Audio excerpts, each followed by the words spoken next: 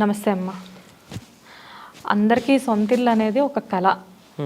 ఆ కళని నెరవేర్చుకోవాలంటే ఎలా, ఏం చేయాలంటారు? You dream high and do work for it. కళగని వదిలేయకూడదు. ఆ కళని సాకారం చేసుకోవడానికి ప్రయత్నం చేయాలి. సాకారం చేసుకోవడానికి ప్రయత్నం చేయాలి అంటే చాలా కృషి చేయాలి.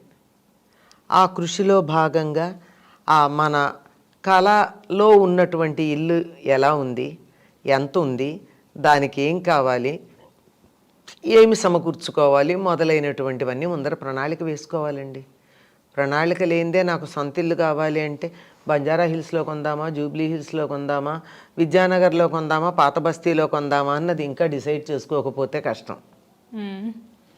మనకు అనుకూలంగా ఉండేటటువంటిది, కావాలనుకున్నటువంటిది సాధారణంగా ఏం ఆలోచించుకుంటారంటే తనకి, తన జీవిత భాగస్వామికి, పిల్లలకి అన్నీ అందుబాటులో ఉండేటటువంటి చోట ఎక్కువ మంది సామాన్యంగా ఆలోచించుకునేటటువంటి ఆలోచన. అవును.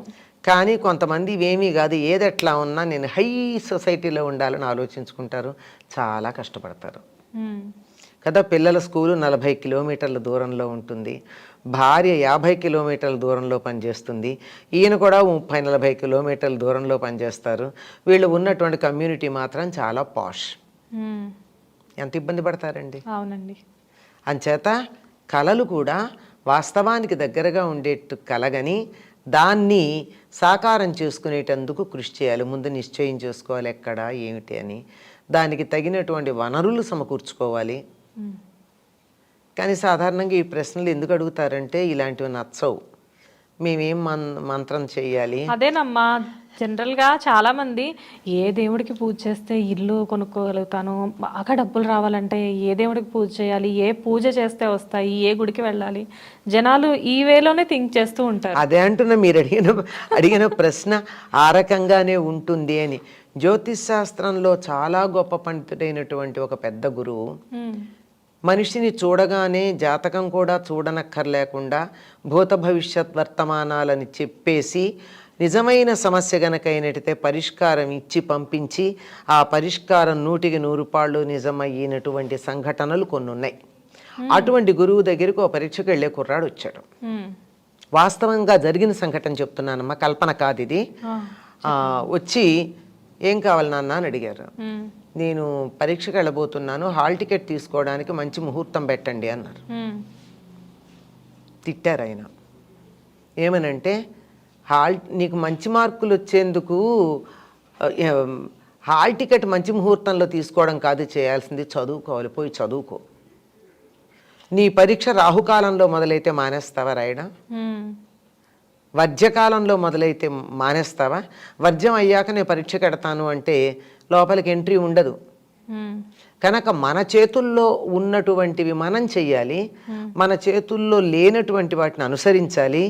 అన్నీ అనుకూలంగా ఉన్నప్పుడు ఇటువంటి ముహూర్తాలు చూసుకోవాలి అని తిట్టి పంపించారు, వెళ్ళి చదువుకోమని. అంటే అన్ని విషయాల్లో మూఢనమ్మకాలు పనికిరావంట. ఏ విషయంలోనూ మూఢనమ్మకం పనికిరాదు.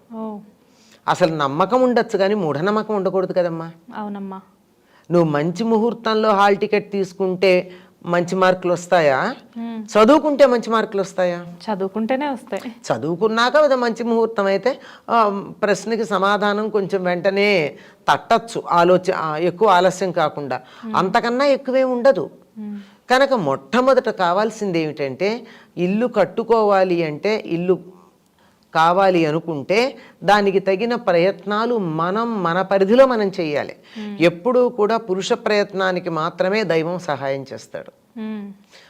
మనిషి తన ప్రయత్నం చేసిన తర్వాత ఆయనకి ఇంకేం పని లేదా? మనం ఖాళీగా కూర్చొని బద్ధకంగా సోంబేరుల్లాగా సోమరిపోతుల్లాగా ఉంటే మనకన్నీ అందించటానికి ఆయనకి ఇంకేం పని లేదా? మన సర్వెంట్ ఆయన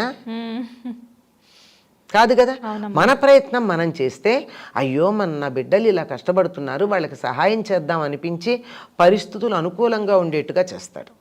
అయితే దీనికి సంబంధించి ఏం లేదా అంటే ఉన్నాయి, అవి చేసినంత మాత్రాన జరుగుతుందని నమ్మకం లేదు.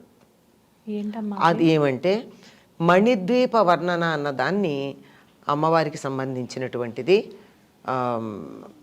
దానిని గనక శ్రద్ధాభక్తులతో పారాయణ చేసినట్టయితే, నేను అండర్లైన్ చేస్తానండి, మామూలుగా అయితే రాస్తే నోటితో చెప్పేప్పుడు కుదరదు కదా, అండర్లైన్ చేసుకోండి నేను చెప్పిన మాట. శ్రద్ధాభక్తులతో దానిని గనక పారాయణ చేసినట్టయితే త్వరగా నీకు తగిన ఇల్లు లభిస్తుంది.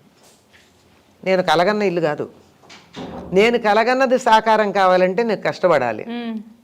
దానికి నువ్వు ఎంత కష్టపడ్డావో నీ కష్టానికి తగినటువంటి ఇల్లు లభించడానికి, త్వరగా లభించడానికి ఇది సహకరిస్తుంది అని చెప్పి పెద్దలు చెప్పినటువంటి మాట. అవునమ్మా, మణిద్వీప వర్ణన పారాయణం అనేది చాలా మంచిది అంటారు. కొంతమంది సొంత ఇంట్లోకి వెళ్ళిన తర్వాత అదే చెప్పబోతున్నాను నేను. చెప్పండి. గృహప్రవేశం రోజు 9 సార్లు చదవాలి అంటారు. ఎందుకంటే ఆ అమ్మవారి మణిద్వీపం ఎంత చక్కగా ఉందో, నా ఇల్లు కూడా మణిద్వీపం లాగా ఉండి అమ్మవారు మా ఇంట్లో వచ్చి కూర్చోవాలని. జగన్మాత మన ఇంట్లో ఉందంటే అంతా శుభం జరుగుతుంది కదా. అందుకోసం అయిన తర్వాత మణిద్వీప వర్ణన, అందులో 9 ఆవరణలు ఉంటాయి గనక ఆ 9 సార్లు చేయడం అనేది ఒక పద్ధతిగా పెట్టుకుని పారాయణ చేస్తూ ఉంటారు. నాకు తెలిసి ఇంతవరకు మాత్రమే ఉంది.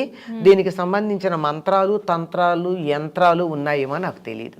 ఉంటే వాళ్ళకి సంబంధించింది అవి చెయ్యాలంటే వాళ్ళెవరో వచ్చి చేయాలి. ఇది చేసుకోవడానికి ఖర్చేం లేదమ్మా, ఎవరికి వాళ్ళే చేసుకోవచ్చు.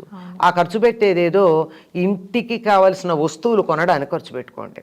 సిమెంట్ కొనడానికో, ఇటుకలు కొనడానికో, ఇంటీరియర్స్ చేయించుకోవడానికో ఖర్చు పెట్టుకోండి.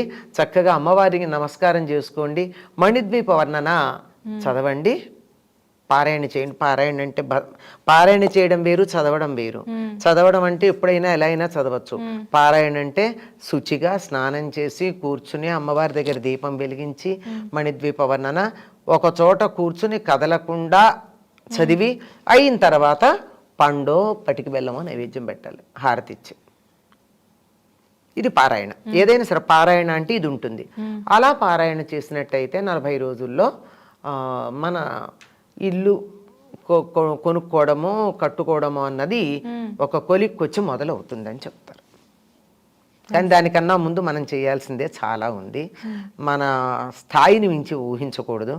30 గదుల ఇల్లు, 40 గదుల ఇల్లు, 6 అంతస్తుల ఇల్లు ఇలాంటివి ఆలోచించకుండా నా ఆర్థిక స్తోమత ఎంత, నేనెంత, నేను అప్పు చేస్తే తీర్చగలిగినటువంటి ఈఎంఐ ఎంత కట్టగలను, ఇవన్నీ కూడా ఆలోచించుకున్నప్పుడే ఆ కళ మంచి కళ అవుతుంది, లేకపోతే పీడకళ అవుతుంది. జాగ్రత్త. మంచి ఇన్ఫర్మేషన్ ఇచ్చారమ్మా. నమస్తే. నమస్తే.